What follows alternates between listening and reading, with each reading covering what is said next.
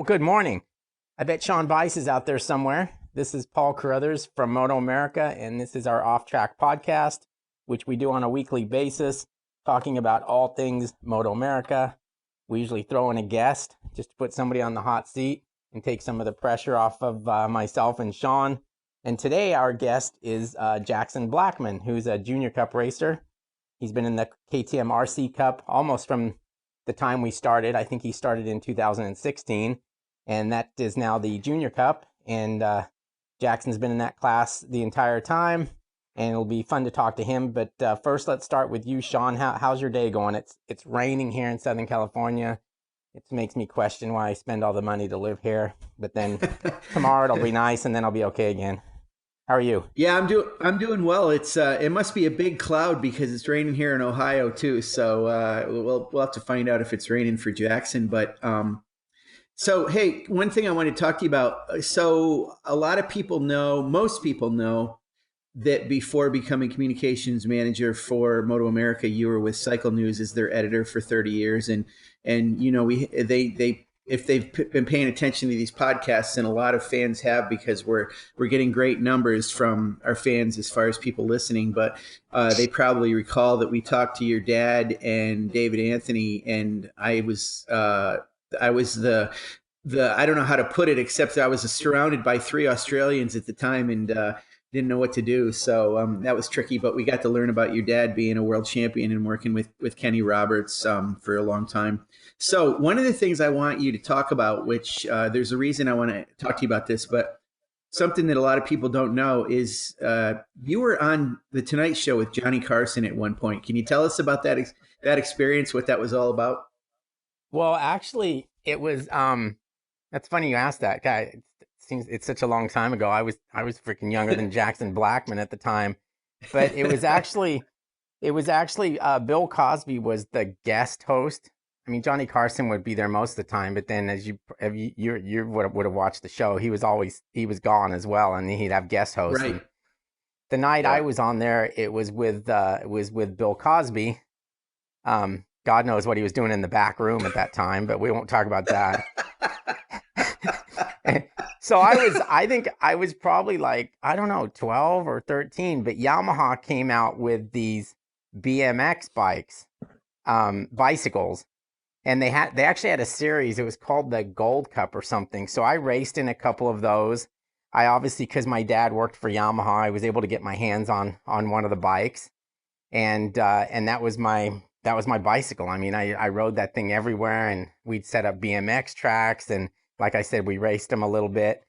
And Yamaha was promoting that bicycle, and they needed some kids to go on the Tonight Show. And luckily, they thought of me, and I got to go do that. So it was pretty cool. And somewhere I still have they actually paid me. So I think I made like $400, which back then for a Wow. for a little Yeah. for a little kid, it was a lot of money. But the cool part is like I got a check from the Tonight Show. So somewhere in all my stuff or my parents' stuff, there's actually a paycheck stub. So I need to find that. I'm gonna go see them on Mother's Day, so maybe I can dig it up. Oh, you got to do it. I have looked everywhere. I've tried to find that thing on YouTube, thinking there would be a segment. I think probably because of who is the guest host, maybe they've wiped it out of the memory of the Tonight Show or something. But yeah, as much as I'd like to see it, it would be fun to see, but I'm not sure if I'd want everyone to see it. You know what I mean? I don't know. I can't remember how good it was. They had like little ramp jumps and stuff set up on the stage, so we actually rode the bike on the stage. And that's then awesome. and then we sat in the chairs there with what was the co-host guy? McMahon, Oh, right? yeah, Ed McMahon. Okay, Ed I didn't know if McMahon. he'd So be off too. Yeah. we sat on the couch and he was there, and I actually got to be on the couch closest to Bill Cosby. So I don't know, maybe I was the oldest or something, but they nominated me as like the speaker of the group. So it was pretty cool. It was it's a good That memory. is very cool. Well, it's funny because, those bikes, those moto bikes that Yamaha had, they only had them from like, I think 74 through 76. And you and I have talked about this before, but, of course, they had the suspension on the front of them. Some of them were orange and some of them were yellow. Did you have a yellow one? No, I had an orange one. Oh, I don't wow. know. Those are even rarer. I don't know what I rode that night. I don't know if they probably had both colors there. But the Yeah, I mean, the problem with the bike was it was a little heavier because I think the forks were basically like off a Yamaha Mini Enduro. they were And exactly. Yeah, then it had rear suspension that was pretty soft. So when you pedaled, you'd lose a lot of that pedal stroke just from the stroke of the rear shock. But damn, that's I mean, you cool. could jump those things over trash cans all day long and just be, it was nice to have suspension.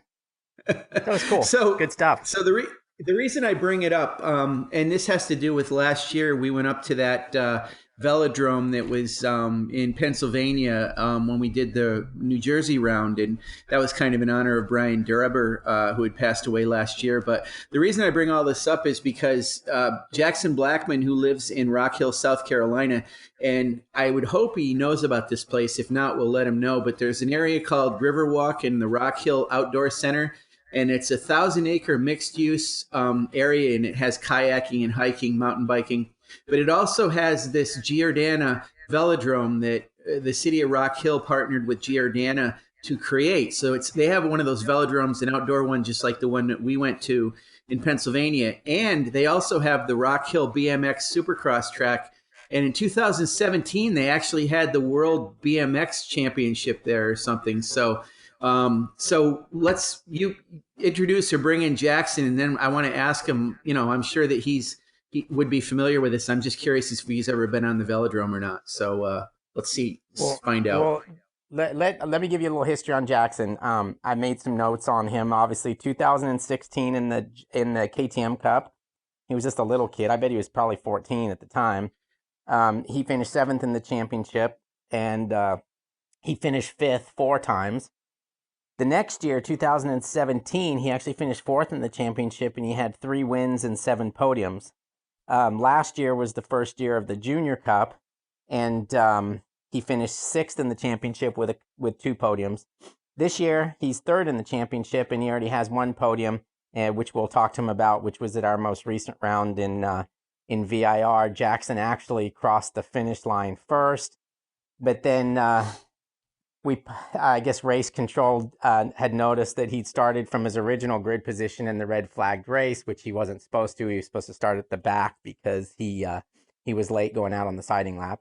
So he ended up getting docked a spot, but still finished second. So surprisingly, I thought when I saw him in the podium area there, I thought, oh man, this kid's going to be losing his mind.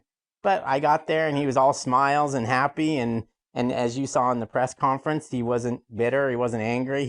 I think he was just pumped to actually have gotten through that day and finished, even finishing second, even though technically he must feel like he won. And I think everybody who watched the race realizes that he did win. But anyhow, so let's bring Jackson in, and you can find out what he knows about where he lives and see if he knows any of that stuff that you just happened to throw out because you spent the night on Google. Hi, Jackson. How are you? What's up, Paul? How's it going? It's all good. How are you? Not feeling the greatest. Had a little sinus infection yesterday, so I probably sound a little bit weird. That's just your accent, though, right? A little mix of it. My nose is a little stuffy, so I'm not sure how I sound on the phone, but I'm trying my best. No, you sound So, good. so Paul said it's raining in San Diego, or raining where he is. He's not in San Diego. Sorry, Paul. Well, raining in Southern California, and it's raining here in Central Ohio. Is it raining in South Carolina right now? Yep, same for me. Well, that is a big man. cloud. Wow. So tell us about. Do you know anything about this? Have you been on the velodrome thing, or have you done the BMX course at all? Do you know about it? Yeah. Actually, it's really popular here. It's got to be like the biggest attraction for Rock Hill. In 2017, when they had the World Qualifier race there, every store I went to was packed, and so I actually looked up like how many people attended the event, and Rock Hill's population is like 70 or 80,000, and there was 60,000 people just at that one BMX track. Wow. Wow. We That's should have given incredible. you like MotoAmerica stickers, and you could have had, if you could get 60,000 of those people to come to MotoAmerica, I'd pay you money. That'd be a good deal. Yeah. That's pretty cool. So did you go to the event and see it? Yeah, it was packed though. I mean, it was so much trouble to park and get in there. It would have been better to ride my bike from here like 6, 7 miles in there. Is that how close you are to that area? Wow. You really are right in Rock Hill then. Yeah, and that Riverwalk place you're talking about earlier, I go up there and run a lot because they have a nice little trail beside the river, and they got good couple fishing spots over there too. Oh, did you know? Hey, Sean, did you know one thing about this kid is like, it's like fishing's his favorite thing. He's always telling me how good he is at fishing. And Really? Oh. yeah, I don't, I'm not, I mean, I've fished a few times. Whenever I've fished, I've mostly just caught a buzz. But, but, but seriously, like, I have fished a few times and I'm like, okay, big deal. Like, how do you become a good fisherman? You throw the thing in the water and you sit there and you have a beer until something bites on it. But apparently, Jackson's always telling me what a great fisherman he is and he wants me to go fishing over there. So I don't, what makes a good fisherman? You catch more fish? Yeah, you you gotta know the local spots. That's all Well, where that would like help. you can't let anybody know your secret fishing spot. So you gotta find out what works at the different ponds, and then I guess once you kind of it's not that uh complicated. I mean, really thinking about it, I don't know if it's really that hard, but it's kind of fun when you try and reel it in, and I'm always kind of scared to grab the fish. So when I grab it in there and it starts twitching and going all crazy, I'm just trying to hold on to it and take a quick picture and throw it back. What kind of fish would it be? What kind of, Bass? Is it bass? Yeah, mainly just largemouth bass out here, maybe some brim. so I would think a big part of fishing would be getting the bait right. Right. Yeah, you got at my friend Connor's pond, like a mile down the road. Sorry, we use these Gary Yamamoto pink Senkos.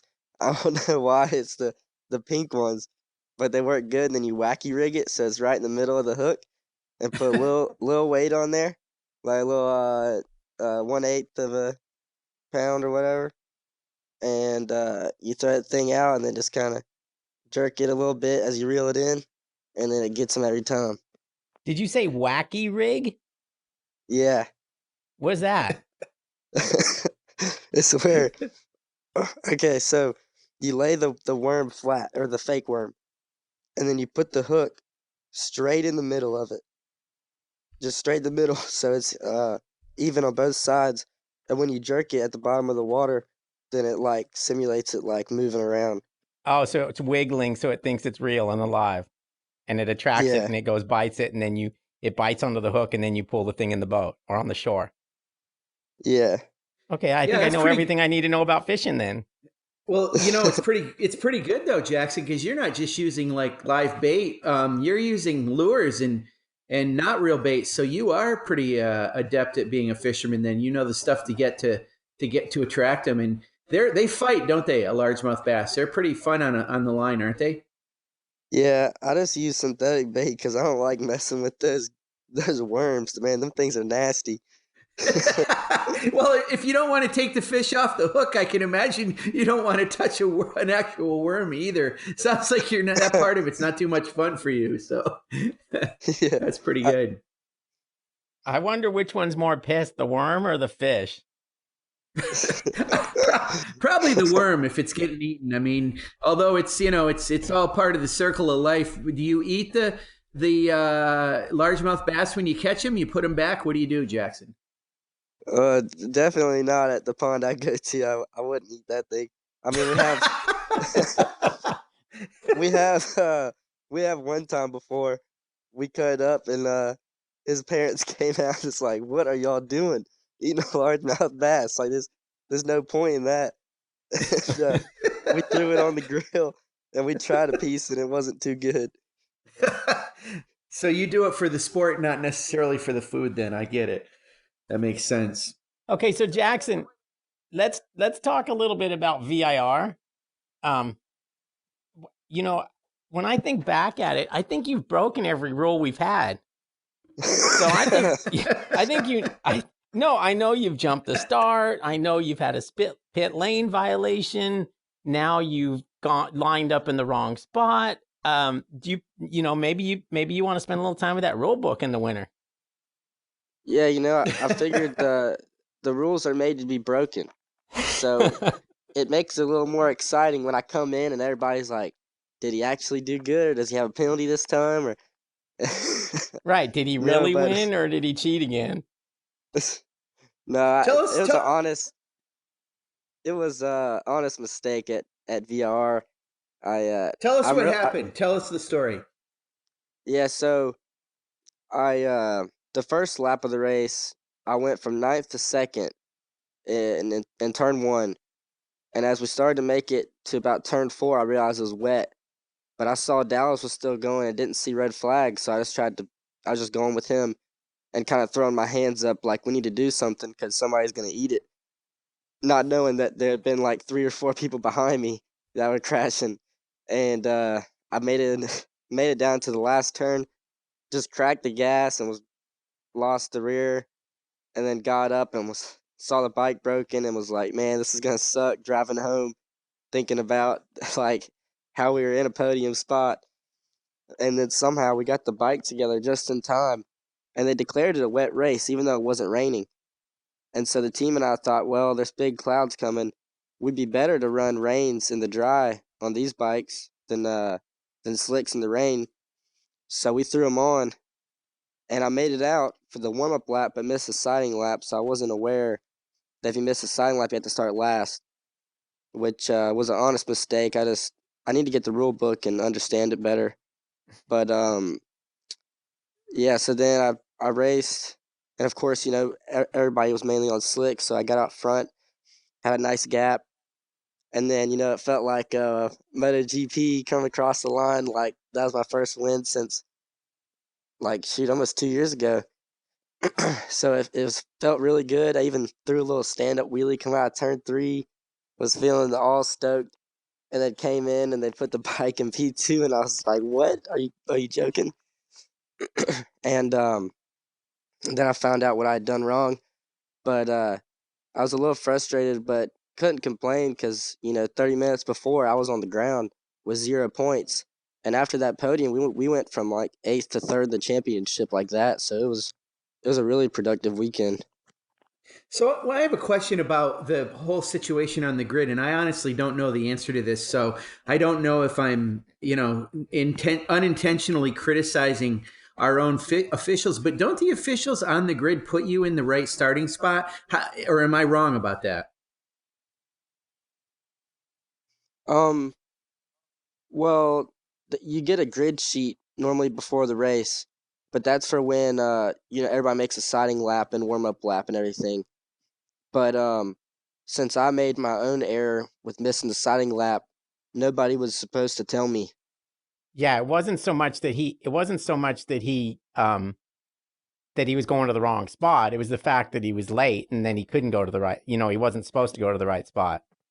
Oh, I understand. It wasn't anything to do. That. It wasn't anything to do with the red flag or him crashing or anything. If he would have made the siding lap in time, he would have been gridded. He would have been able to grid where he ultimately did grid, and he would have been fine. It was the fact that he was late from the siding lap, similar to what Rocco Landers did the day before. Gotcha. Okay. That's the penalty for being late. So, which was interesting. Yeah. I mean, I thought it was funny that the kid. Well, it's funny in a way. Probably wasn't funny at the time for his parents and him, but the fact that he actually was late to the start because he just wasn't ready. Like he hadn't gotten his leathers and stuff on early enough. And that's why he was penalized. So Jackson was a little different. Jackson actually, passed the pace car, which I'm pretty sure that's probably not allowed either, but he did it. And so in his mind, he's like, oh, I'm good to go, bro. I'm just going right up to the front line and we'll smoke these boys. And, he did, but then suffered the consequences for it. But that's kind of how that works. But I really loved that in the MotoAmerica Live Plus, as I went across the line, everybody said that I had won. And so I still like that part. But before they say, "Oh wait, he didn't," but that was pretty cool. Well, it's funny because we're doing a highlight video from the class, and Right. luckily Sean was looking at the video because we were writing a caption for it. I hadn't even looked at the video. Sean's watching the video and he's like, "Hey, this doesn't even show that the other kid won." So we had to redo it so that it, or otherwise it would have been Jackson Blackmon winning the race and nobody would have known any different. So we had to fix it to make sure that that Cameron got his just due, that he did actually win it. So it was a little confusing, but I think we got it straightened out. Yeah, it was weird. I had said, and Cameron Jones emerged as the winner, and I'm watching the video, and there's absolutely nothing about Cameron Jones. It's all about you winning, and I'm like, oh wait, we can't run this. So it's not just that my caption's right, but the video wasn't accompanying it. So yeah, we had to re-edit the end of it. But hey, I want to ask you, one of the new wrinkles this year for Junior Cup is that you guys have slicks, and it came into play with this race. How do you feel about having the slicks? Do you feel like you're faster when you have them, and it kind of adds an interesting strategy with like a situation where it's a race like you guys had? Tell us about that. Yeah, I really like the slicks because I'm more of a rider that's spends a lot of time on the edge of the tire trying to, or all of us out there trying to carry a lot of speed. And of course, the better the tires, the more deeper we can go in on the brakes, harder we can get on the gas, more lean angle. And but it does make it a little tricky, or it would have been tricky on any tires in that race except for Rains, with it being a little bit wet. It would have been a big risk trying to run DOTs also. But I really like the tires, and I think the tires are going to be really good when we can finally get on my new R3 with the big forks and the race kit. Because we've still been running last year's bike, so we really haven't got the dial in the setup for the slicks yet. We just kind of been running the same thing. Yeah, are you gonna have that bike at Road America?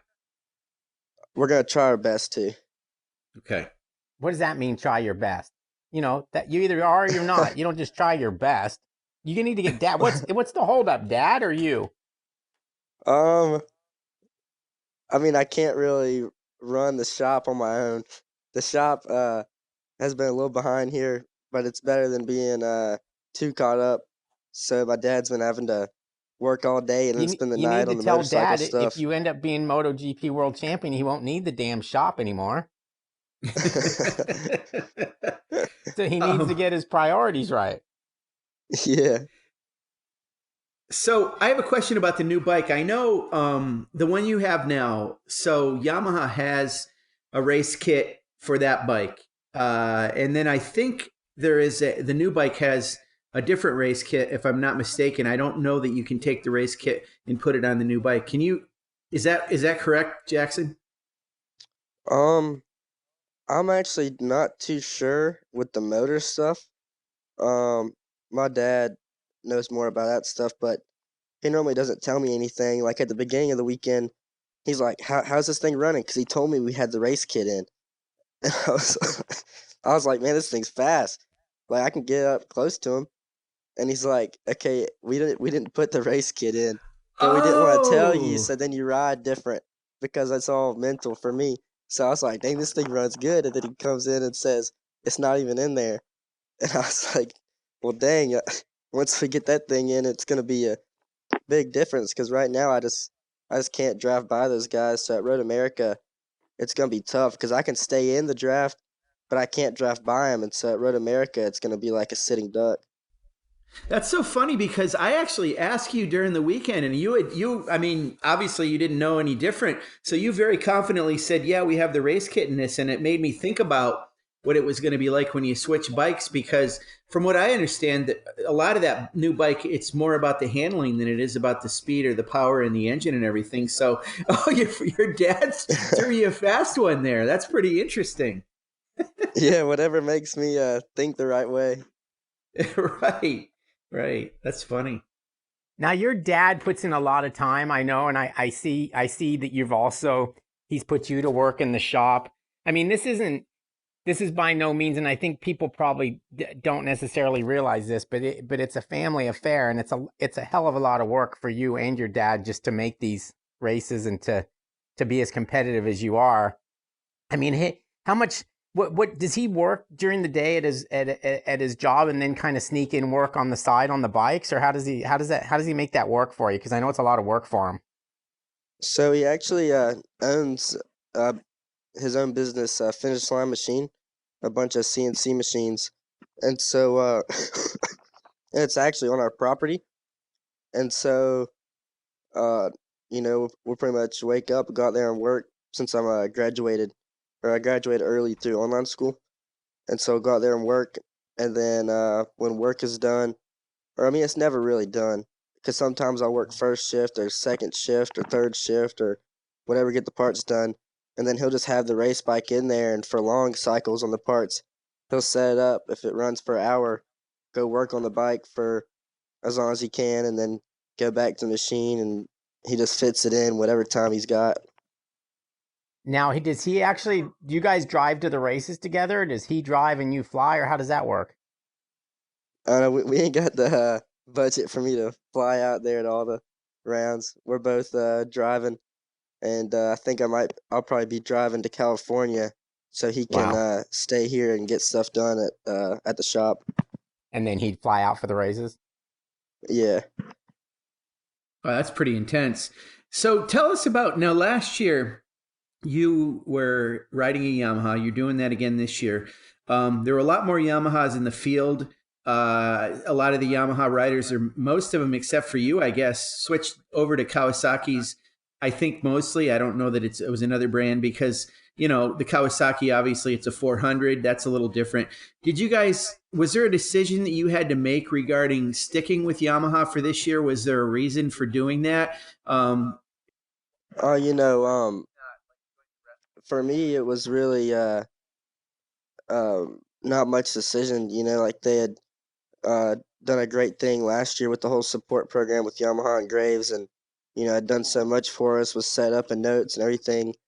And so, especially seeing that the race kit was going to come on board and that was going to fix a little bit down the Yamaha was, and especially with the new bike and everything, it was really no decisions had to be made. We're going to stick and be loyal to them.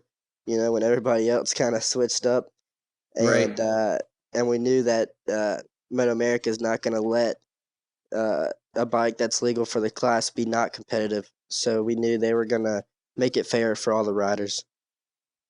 Where do you think it is right now as far as balancing? Do you think that they need to do some more on it, or do you think it's competitive at this point? I'll know for sure at Road America if we have the new bike and race kit, and because right now on the old bike, I can if I'm by myself, it's a big difference. But when I'm behind them, I can stay in the draft, but I can't go by them, and so it kind of makes for some risky passes coming from a little ways back. Hmm. Did you race with this Rocco Landers kid previously, or when you see him this year, is it the first time you've seen him? I'd seen him before in California. I didn't really know him too well, just kind of like a hey thing at Chuckwalla. Did that catch you by surprise with how fast he was, especially at Road Atlanta? Yeah, I was a little surprised um, in myself also because looking at times from last year, um, it seems like everybody except for Rocco is going a little bit slower than last year, which is kind of Hmm. surprising because the Kawasaki's are faster, and and the Yamaha I'm riding is the same, but the tires are better, so the lap time should be better. Right. And we Yeah, found that is out surprising then. at VR on Saturday. Um, Tell us. Oh, go ahead, Jackson. I was going to actually ask you a different question, but keep going. yeah, we actually found out on Saturday at VR. I kept telling my dad that this thing is like power side and like a super bike, but nobody would believe me. And we finally checked the rear shock after qualifying. We were struggling and found out my preload was maxed out. So I had like a stick for a shock. And so I was wondering why everything felt different and I Oh couldn't run man. the same times. But now we finally got it figured out. Oh, so it was like that for Road Atlanta as well? Yeah, we're thinking when the chain broke, it tore up the reservoir in qualifying. And when we changed the reservoir, somehow it must have just got clicked in because nobody's touched it since then. Wow. Just an honest mistake. Trevor Standish had a problem last year. He broke a chain. Is that something that happens in your class? It's kind of unusual in other classes, I think, but you had it happen. What do you think about that? That was actually one of the first times that happened to me. But after that, sorry, we swapped to the bigger chain. I'm not sure. I think it's like the 520 instead of the Right. 415 or 4 something like that. And so it's a little more durable. I see. Yeah, like I said, Trevor had a problem with it. I've seen it happen with some of the other guys too. So, okay. Now here's the other thing I want to ask you. Last year, I want to talk about last year a little bit. You had that adventure with Valentino Rossi, and we've talked to Corey Ventura about it. He was there as well. Can you just kind of tell us about that? I know it's been a year or so, but I'm sure it's maybe still on your mind. And what was your biggest takeaway from doing the VR 46 Master Camp? Oh yeah, it was still one of the best experiences I've ever had. Growing up, it's all about talking about Valentino Rossi. And when my dad told me last year I was going, I was like, stop playing. Like, there's no way. But, it was for real. And I didn't believe him for a couple days until he finally proved it. And to go out there and just really see how those guys literally every second of the day, they're doing something to better themselves on a motorcycle. They're all in all the time. You don't see them eating many cheat meals or going out or nothing. Like they're all motorcycles, and you can definitely see why they're at the front. Did it change you at all as far as your training? Yeah, it's a little tough being here with the shop. I gotta make sure I'm out there to help out, but I've been trying to use all of my day, and doing something productive and not wasting any time. Just uh, always doing something to better myself. Hmm. It's good. I pedaled with Jackson. He comes out here, and when he comes to California, I get to see him, and we get to ride down to the beach and back, so he can experience how wonderful Southern California is. He makes me pull. He makes me pull him the entire time, though. I noticed that. Maybe that's different. Maybe that'd be Well, different now that he's gone to the VR school. you gotta you gotta work smarter, not harder. So That's it. when Paul will go up front and pull, I'm not gonna tell him to stop. No, that'd be silly. He's trying to drop you, but it won't happen apparently, huh?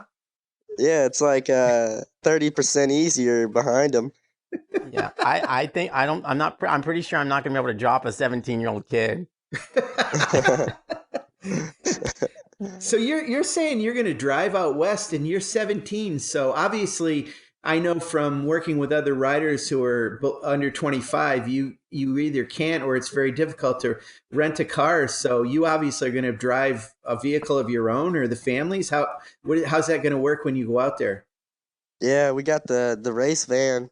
I got the Sprinter van. We got some rims on that thing, 12-inch subs, some 6x9s, 2 beds in it, bikes in the back, and we pull a trailer.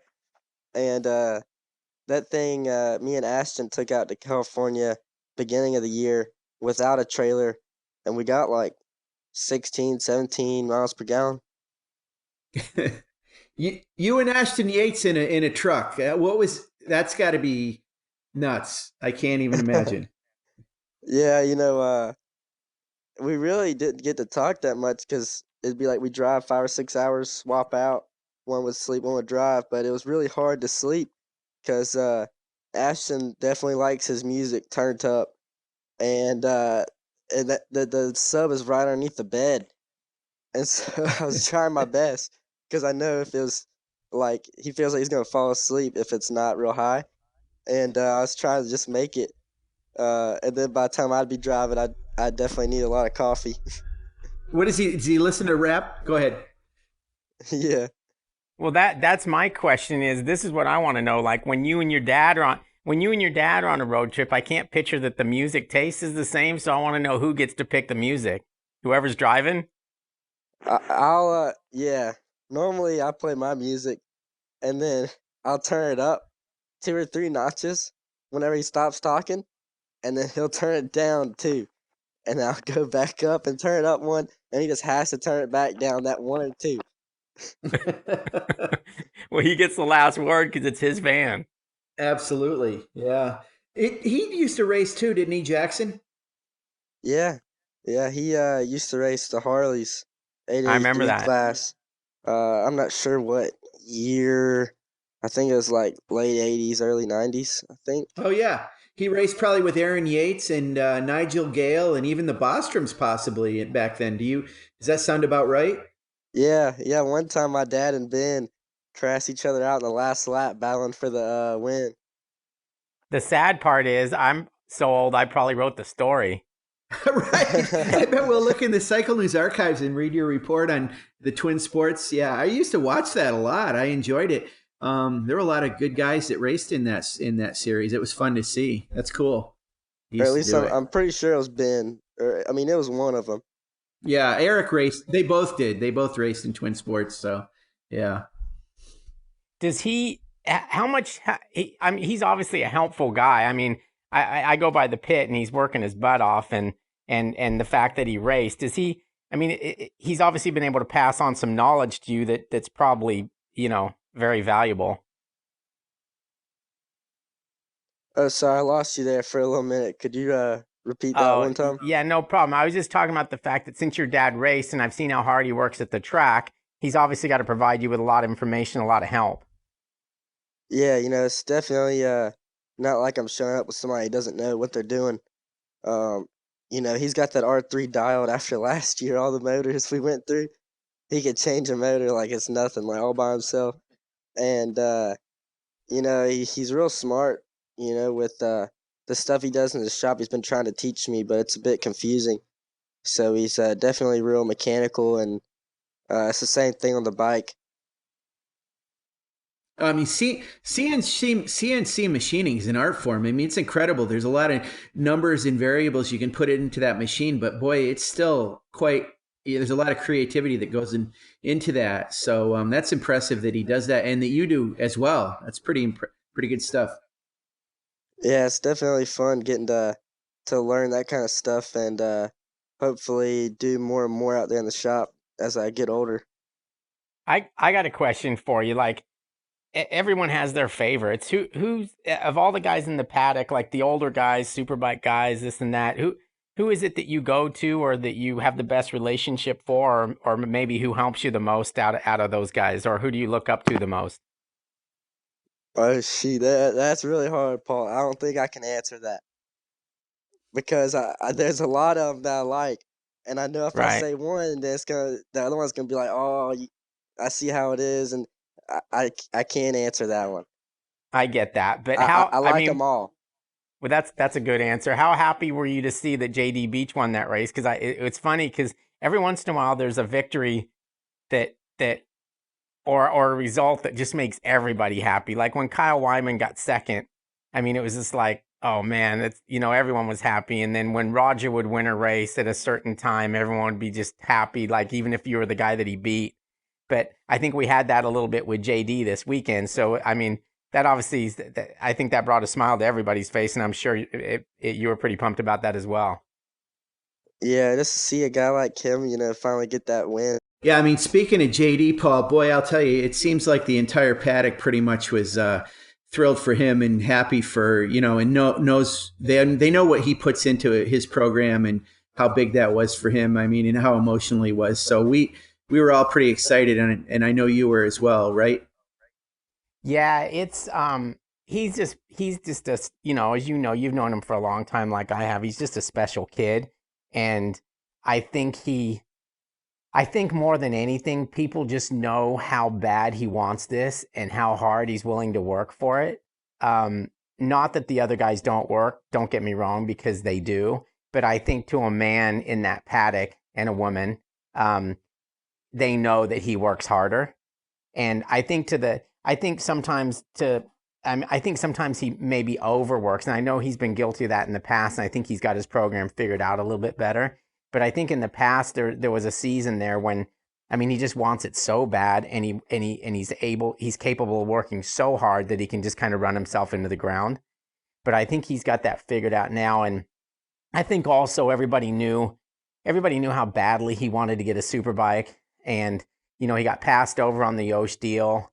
And then this Estenson and Attack deal came to him, and it was kind of like, it was like somebody threw him a life preserver. He just he latched onto it. And I think everybody, I mean, if you know him, you knew he was going to somehow figure it out and make the best of it and turn a situation where he might have not had a superbike into a season when he could do what he's done so far, which is pretty impressive. I mean, I thought he would win a race. I thought he'd maybe win more than one race, but I didn't think it would be so soon in the season because I thought it would take him longer to get it sorted out. But I think everything sort of aligned for him on this weekend, with this family stuff and the Gillums and all that stuff behind the scenes that I know inspires him probably every day of his life.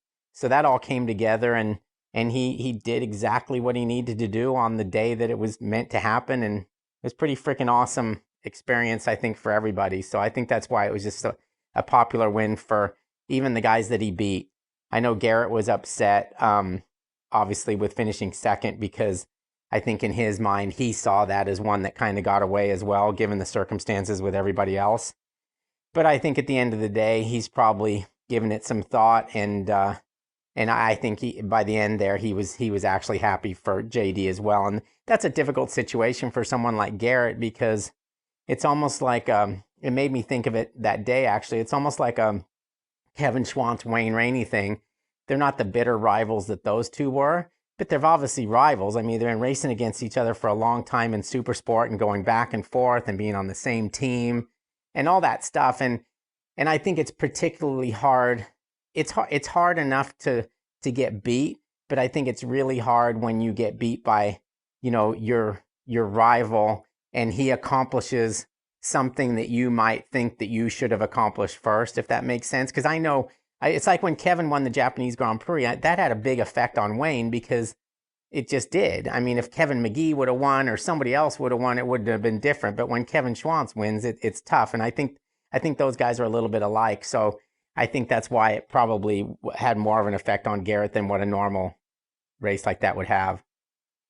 Yeah, I think you're right. I mean, it's funny with JD. I guess you could almost say in some ways JD rides or is a little bit similar to Kevin. In fact, Kevin was sort of so loose on the bike and he never knew what was going to happen. Whereas, Wayne, I mean, heck, they used to call him Mr. Perfect because he would always keep the bike in line. And, he had his moments because it was a 500 and they're a gnarly machine to ride. But, he was pretty smooth all the time. And that's really Garrett's style, too. So it is a lot like that. But what a year we're having so far, and what a class the EBC Brake Super Bike class is, with the fact that we've got, heck, Josh Herron's already gotten a ride with or gotten a win with Yoshimura after getting a ride with that factory team, and JD stepped up, and I think wins coming soon for Garrett as well, and we've got a stout class, that's for sure. There's a lot of good riders in it. Yeah, I mean, we've had 4 different race winners. I don't think anybody would tell you that Garrett's not going to win a race, and I think he will win a race this year. I think Matthew Skoltz could win a race this year. Mm-hmm. It's, and yeah, that's pretty good when you have that many guys lining up and everybody has a chance to win. It just brings so much more to the table. And the other thing you got to remember too, it's like Cameron's in a little bit of a hole right now in the championship, but it's also got to make him happy to know that, like, if it was just him and Tony on a bad day, Tony would get second and Cameron would gain 5 points on him.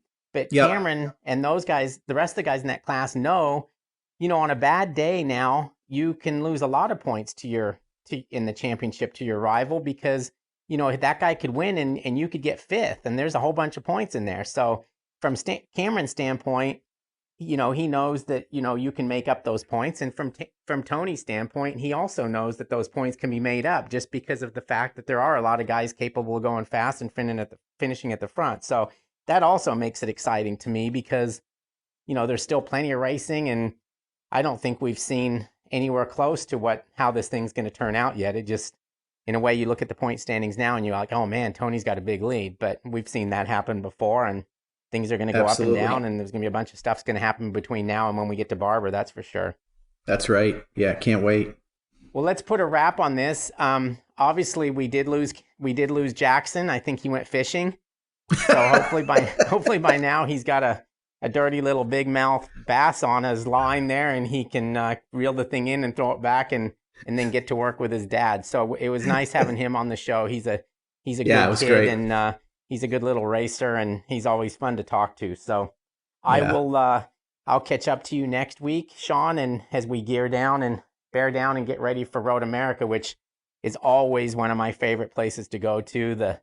I like the food, I like the racetrack, I like the media center, I like everything about it. I like the people there. So I'm pretty pumped to head that direction here soon. But in the meantime, you take care of yourself, and we'll talk again next week. And thanks for all our listeners.